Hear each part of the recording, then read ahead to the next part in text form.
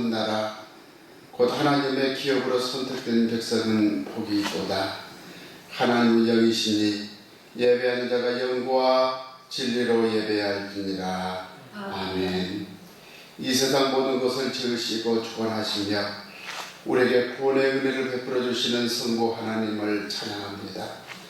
우리의 이전 죄악을 기억하지 아니하시고 거룩한 보혈의 피로 씻어주시는 성자 하나님 우리 주 예수 그리스도를 찬양합니다. 우리에게 찾아오셔서 거룩하게 하시고 우리를 치유하사 온전케 하시는 복음의 증인되게 하시는 성령 하나님을 찬양합니다. 성부와 성자와 성령께 세세 무궁토록 영광이 있을지어다. 아멘. 다 함께 일어나셔서 구장 찬양 1절 드리겠습니다.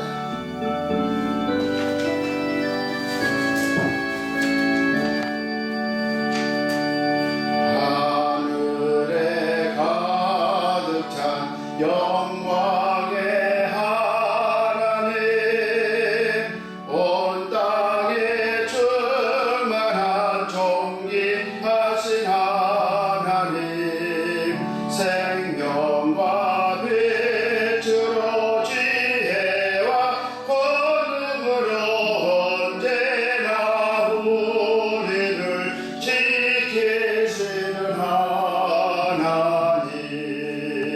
성부와 성자와 성령 삼위의 하나님,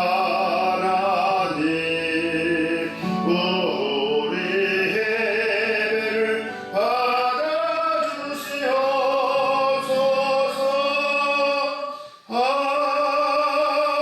아멘. 성시교도 127번 사순절 네 번째 주간입니다. 127번 교동문. 여호와를 자기 하나님으로 삼은 나라 곧 하나님의 기업으로 선택된 백성은 복이 있도다. 여호와께서 하늘에서 굽어보사 모든 인생을 살피시며 곧 그가 거하시는 곳에서 세상의 모든 거민들을 굽어 살피시는도다.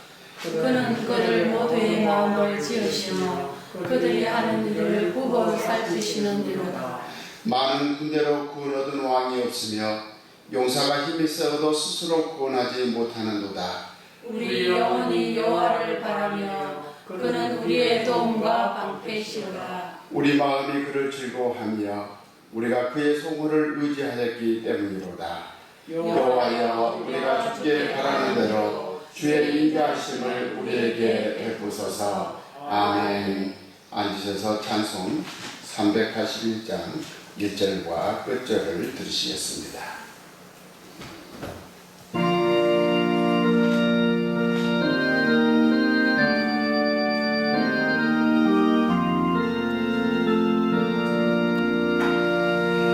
너근 신 걱정 말아라. 주 너를 지키리. 주 날개 밑에 거하라. 주 너를 지키리. 주 너를 지키리. 아무데나 어디서나 주 너를 지키리. 늘 지켜주시리. 어려운 시험 당해도 주 너를 지키리. 위험한 일을 당할 때 주 너를 지키리. 주 너를 지키리. 아무데나 어디서나 주 너를 지키리. 늘 지켜주시리. 아멘.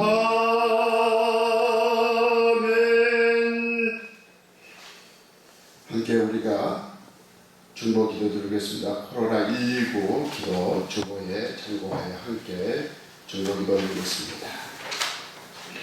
오늘까지 우리를 건강하게 지켜주신 하나님, 질병도 주의 손에 있음을 믿으며 기도하오니 이 질병이 속히 물러가게 하옵소서. 질병의 두려움에 빠진 국민들에게 용기와 지혜를 주시고 이 질병을 통하여 우리에게 말씀하시는 주님의 음성을 듣게 하소서. 질병 치료를 위해 노력하는 기관과 의료진들과 자원봉사자들에게 은혜를 주시고 합당한 치료약이 개발되게 하옵소서.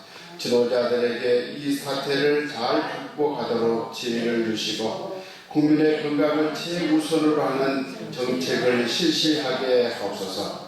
교회 안에서 예배가 회복되고 기도의 등불이 타오르게 하시며 인면의 성도들 몸과 마음과 영혼을 지켜주시고 이 어려움을 극복하며 신앙이 더욱 성장하게 하옵소서.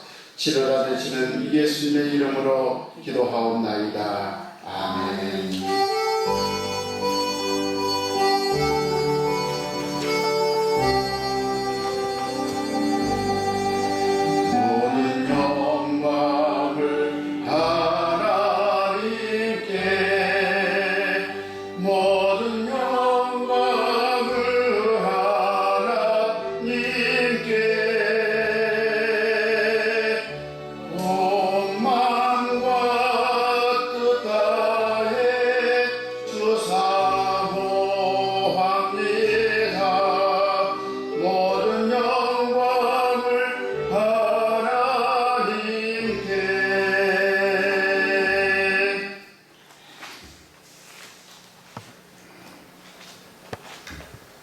오늘 우리에게 전하실 말씀은 시편 34편 4절에서 8절까지 봉독하겠습니다. 구약 825쪽입니다. 내가 여호와께 간구하며 내게 응답하시고 내 모든 두려움에서 나를 건지셨도다. 그들이 주를 앙망하고 강체를 내었으니 그들의 얼굴은 부끄럽지 아니하리로다. 이 공고한 자가 부르짖음에 여호와께 들으시고 그의 모든 환난에서 구원하셨도다. 여호와여, 천사가 주를 경외하는 자를 둘러지시고 그들을 건지시는도다. 너희는 여호와의 선하심을 맛보아 알지어다. 그에게 피하는 자는 복이 있도다. 아멘.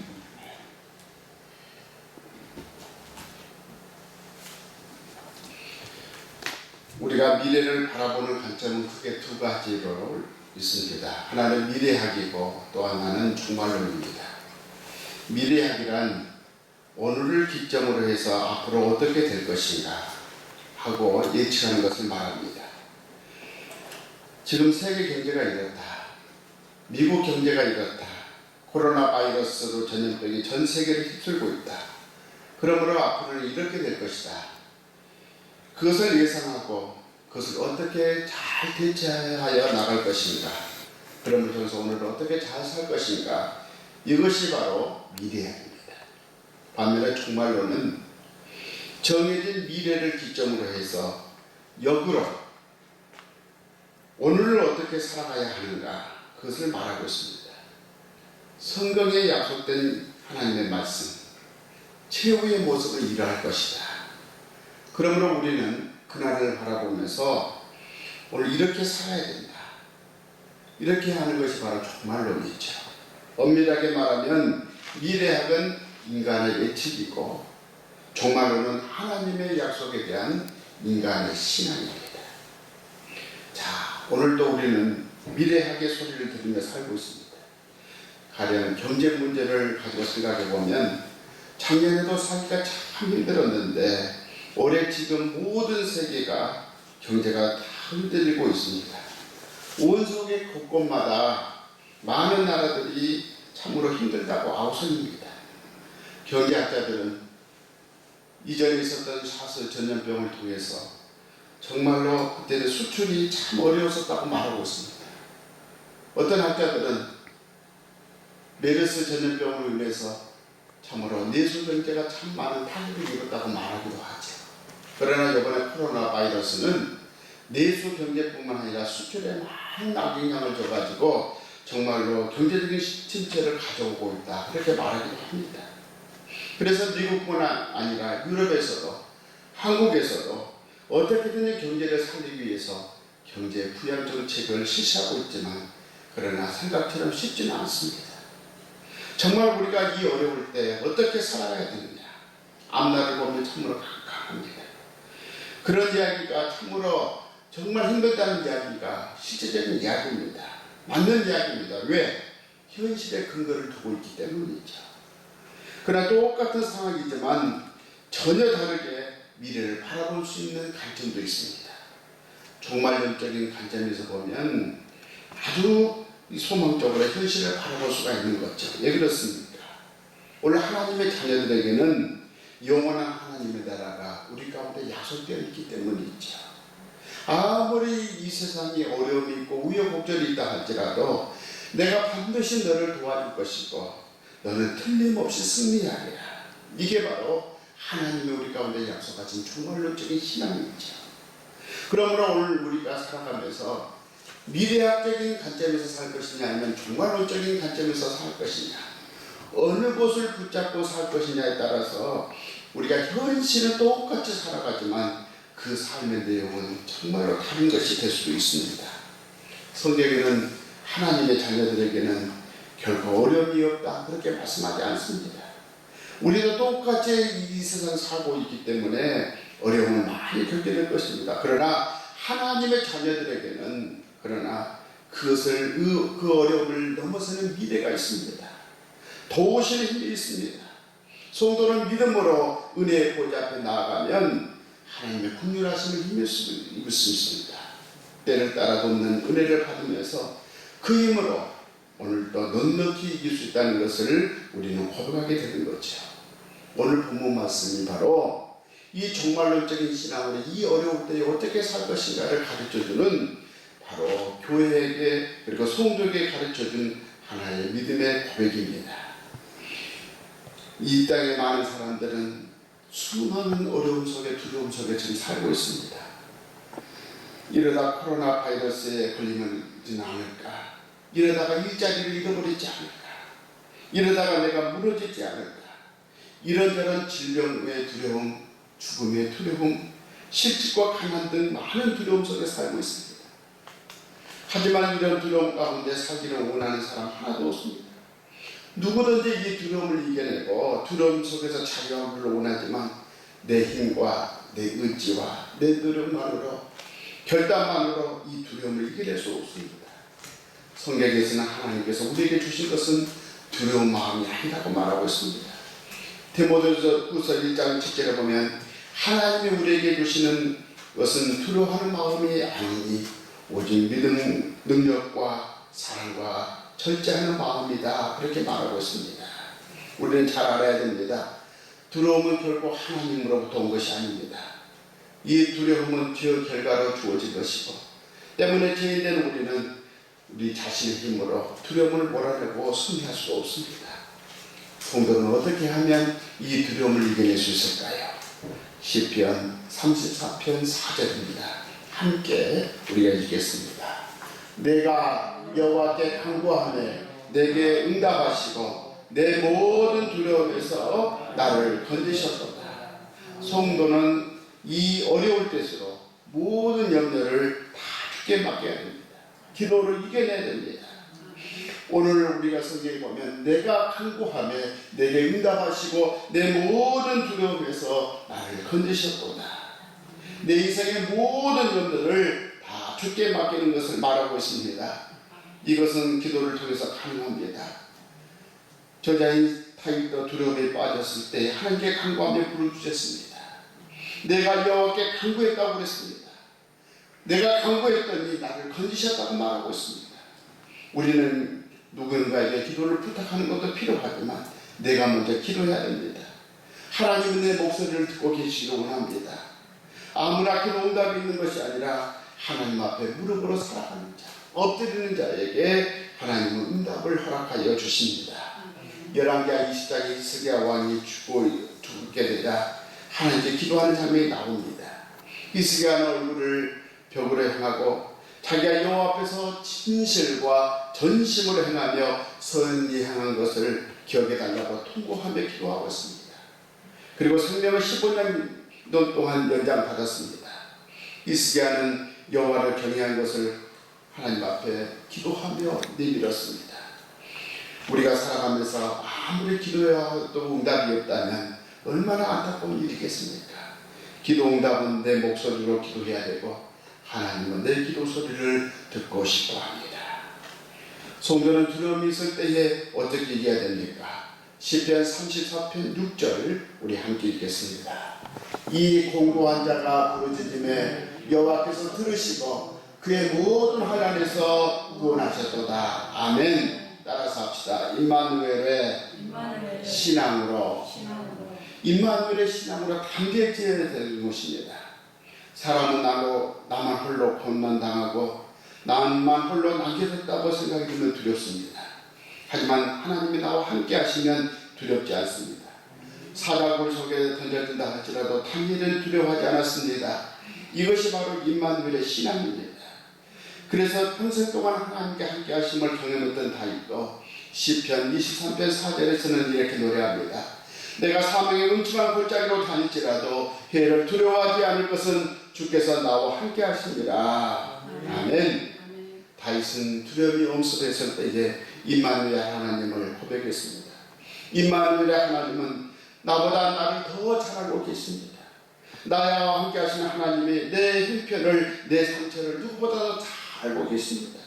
지금의 내 눈물, 내 염려, 내 걱정, 내 두려움, 나의 일터, 내 자녀, 내 직장, 내 건강, 내 가정을 더 잘 아시는 하나님께서 하나님 앞에 모든 것을 맡길 때에 더 넘치게, 더 충분하게 문제를 해결해 주시고 하늘문을 활짝 열어줄 줄 믿습니다.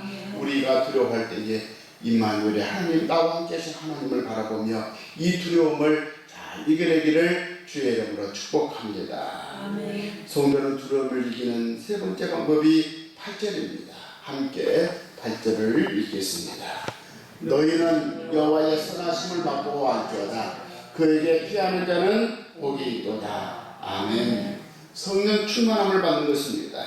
성령 충만은 성령의 인도하심을 받는 것입니다. 즉 성령께서 내 생각과 감정과 의지를 지배하고 성령 앞에 내 모든 것을 내려놓는 것입니다. 대부분의 사람들은 문제 앞에서 압도당하며 살고 있습니다. 그래서 사도 바울이 에베소서 5장 18절에서 술 취하지 말라, 이는 방탕한 것이니 오직 성령으로 충만함을 받으라. 많은 사람들이 이 복잡한 문제 앞에서 해결하는 방법이 바로 술이 아니라는 것을 말하고 있습니다. 아무렇게 살아가는 생활이 아니라고 말하고 있습니다. 우리가 이 두려움을 이기기 위해서는 최후의 원리가 적용되는 겁니다. 사랑하는 여러분, 어둠을 몰아내기 위해서는 어떻게 해야 됩니까? 빛이 채워져야 됩니다. 증오와 믿음이 있는 곳에는 사랑으로 채워져야 됩니다. 불평과 오만이 있는 곳에는 오직 감사로 채워져야 됩니다. 오직 감사가 아무리 불평하고 오만하는 곳이라 할지라도 다 이겨낼 수 있는 겁니다. 오직 사랑만이, 아무리 증오와 미움을 가졌다 할지라도 사랑만으로 이겨낼 수 있는 것입니다. 오직 빛 대신 주님만이 이 세상의 어둠의 문제를 해결할 수 있습니다. 마찬가지로 오직 성령 충만함이 이 어두운 권세를 이겨낼 수 있고 우리가 이 모든 세상 가운데 하나님의 빛의 단계로 살 수 있는 것입니다. 특별히 오늘 우리가 읽었던 이 본문 말씀, 하나님께서 성령의 감동으로 지으십니다. 우리가 읽었던 본문에 보면 34편 1절에 이렇게 시작하고 있습니다. 내 입술로 주를 찬양하리이다. 2절에서는 내 영혼이 여호와를 찬양하리이다. 도대체 무슨 좋은 일이 있었기에, 얼마나 감사한 일이 있었기에, 어떤 상황인데 다윗은 평생 하나님을 찬양하겠다, 평생 하나님을 찬양하겠다, 그만큼 정말로 감사한 일이 넘치나니까요. 그러나 시편 34편 이 옆에 있는 한번 표제를 보시기 바랍니다. 이 시를 썼을 때에 어떤 상황이었습니까? 우리 함께 읽겠습니다. 미친 채 하다가 쫓겨나서 지은 시 이렇게 적혀져 있습니다. 사무엘상 21장에 보면 다윗은 사울이 죽이려고 할 때에 도망간 곳을 찾았습니다. 이스라엘 지역에서는 정말로 피할 곳이 없습니다. 그래서 어떻게든 살고자 다윗은 저 블레셋 아기스 왕 아빌레멜 왕 앞에까지 도망을 갔습니다. 사무엘상 20장 3절에 보면 얼마나 그 죽음의 위험에 대해서 힘들었던지 나와 사망의 사이는 한 걸음뿐이다 그렇게 표현할 정도로 죽음이 항상 따라다닌다는 것을 말하고 있습니다. 블레셋 왕 가드왕 아기스에게 자신을 의탁하고 찾아갔는데 용병으로 자청했는데 어찌 보면 호랑이 굴속에 채발로 들어가는 셈이 되었습니다. 이때 신하들이 그 다윗을 보면서 하는 말이 뭐냐면 저 사람 사울은 천천히요 다윗은 만만이라는 저 이스라엘의 다윗이다 그렇게 말합니다. 이때 아비멜렉 왕이 말합니다. 봐라, 그때에 어찌되면 얼마든지 다윗이 죽을 수 있는 상황이 됐습니다. 꼼짝하게 이제 잡혀서 결국 사로잡힐 수밖에 없는 상황이 됐습니다. 이때 다윗은 여러 가지 생각합니다. 어떻게 살아날 수 있을까? 때로는요, 이 대문을 벽을 손으로 걷습니다. 그리고 이 수염에 침을 바르면서 미친 채 합니다. 이때 아비멜렉 왕이 그 모습을 보면서 그 용병으로 데려온 많은 신하들에게 묻습니다. 어찌하여 저 미친 사람을 데려왔느냐? 내 쫓아라. 그렇게 해가지고 결국은 다윗이 쫓김을 받았습니다. 이때 그 죽음의 위험에서 살아난 다윗이 이 본문 시편 34편을 쓴 것입니다. 바로 이겁니다. 이 상황의 위험한 위기를 벗어나는 후에 다윗은 생각합니다. 내 나름대로 머리를 굴렸는데 머리를 굴려 아기스를 왕을 찾아갔는데 이것이 최선의 방법이라고 생각하고 찾아갔는데 오히려 다윗의 지혜는 죽을 곳을 제 발로 찾아간 것이라고 이제 생각하게 됩니다. 그러면서 다윗은 이 상황에 하나님을 깨닫게 됐습니다. 하나님 어떤 분이냐? 그 다윗의 유기를 너무너무 간단한 방법으로 넘기시는 그 하나님. 침 몇 방울 흘리니까 아기스 왕의 수가 넘어가더라는 겁니다. 이런 하나님의 지혜를 생각하면서 너무나 재미있어 한다는 겁니다. 그런 만큼 자기가 기껏 머리를 쓴 결과를 생각해보니 입에서는 계속 웃음이 나옵니다. 그런데 계속 노래가 입으로 찬양으로 흘러나오는 겁니다. 다윗은 지금 입으로 간질간질합니다. 자신의 경험을 이야기하면서 여러분, 우리 하나님이 어떤 하나님이신 아십니까? 우리 하나님이 얼마나 멋진 하나님이신 아십니까? 얼마나 간단하게 저를 물리치신 하나님인 줄 아십니까? 소리치며 하나님을 찬양하고 싶었던 모양입니다. 이때 다윗이 드렸던 아마의 그 찬양이 이랬을 것입니다. 우리 찬양이 있잖아요. 살아계신 주 나의 참된 소망 두려움이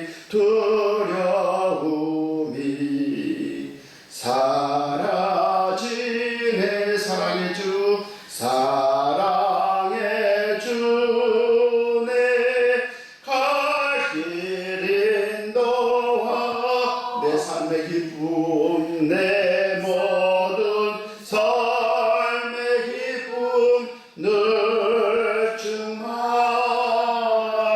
충만하네. 아멘. 우리도 인생을 살아가면서 참 이런저런 경험이 많습니다. 나는 참 경험이 많고 경륜 있고 해박한 지식이 있다 할지라도 참 내 힘으로 해결할 수 없었던 많은 문제들이 있었어요. 어쩔 때는 밤잠을 설치면서 그 문제를 해결하려고 우리가 그렇게 머리를 정말 감사하고 우리가 고민했었는데, 그런데 하나님 앞에 맡기고 나갔더니 참으로 하나님은 간단하게 해결해 주시더라. 말씀을 맺습니다. 사랑하는 여러분, 믿음이라는 것이 우리에게 어떤 의미일까요? 어떤 분은 믿음은 위기 때 사용하는 마스터키다, 열쇠라고 말하기도 합니다. 만약 어떤 사람이 열쇠를 주렁주렁 달고 다닌다 할지라도 당장 문을 열려고 할 때에 열쇠가 문을 열지 못한다면 그 주렁주렁 달고 다니는 열쇠가 무슨 의미가 있겠습니까?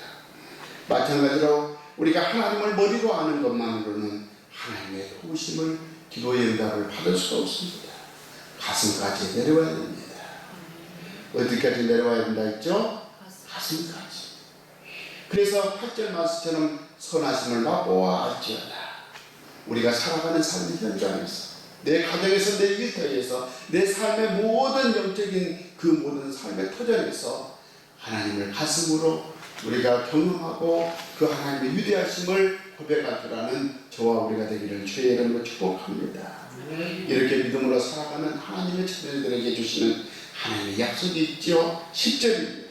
우리 10절 우리 다 함께 읽겠습니다. 젊은 사자는 궁핍하여 죽을지라도 여호와를 찾는 자는 모든 좋은 것에 부족함이 없으리로다. 아멘. 내가 하나님께 꼭 맡겨야 할 문제인데 그 문제를 정작 맡기지 못한다면 그 신앙은 파산한 신앙이고 싸구려 신앙인 겁니다. 어떤 사람은 덜 중요한 부분은 믿음 잘하면서도 정작 중요한 문제에서는 자기의 상식선에서 행하는 믿음으로 살아가는 사람들이 있습니다. 이런 사람은 사구려 믿음에 지나지 않습니다. 축복은 상식으로 사는 사람, 현실적임에 계산하는 사람을 통해서 일어나지 않습니다. 오직 다윗처럼 현실적으로 불가능하지만 하나님이 말씀하셨으니 우리도 이 어려운 시기에 하나님이 이루실 줄을 믿고 하나님을 바라보고 기도하며 하나님 앞에 성령을 사모하는 자에게 주시는 임마누엘의 신앙으로 살아가는 자에게 주시는 하나님의 믿음의 응답인 줄 믿습니다. 다윗의 고백처럼 내가 평생 주를 찬양하리로다. 하나님을 자랑하리로다. 여호와는 강대하시로다.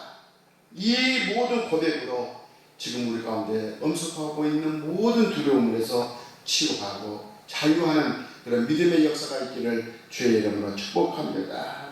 그를 경외하는 자에게는 부족함이 없으리로다. 이 말씀이 저와 우리의 말씀이 되고 우리나라와 우리 지역과 우리 가정과 교회에 함께 하시기를 주의 이름으로 축복합니다. 아멘. 하나님 아버지, 그에게 피하는 자는 복이 있도다. 그를 경외하는 자에게는 모든 좋은 것에 부족함이 없도다. 이 약속의 말씀을 굳게 믿고 나아가는 저희들이 되게 하여 주옵소서. 이 긍휼의 은혜가 충만히 흘러나와 이 땅과 이 고울과 우리의 심령의 두려움에서 벗어나 하늘 위에서 내려오는 평강이 넘쳐나게 하여 주옵소서. 우리의 치료자 되시는 우리 구주 예수 그리스도 이름으로 기도 올리옵나이다. 아멘. 찬송 365장 1절과 끝절을 드리겠습니다.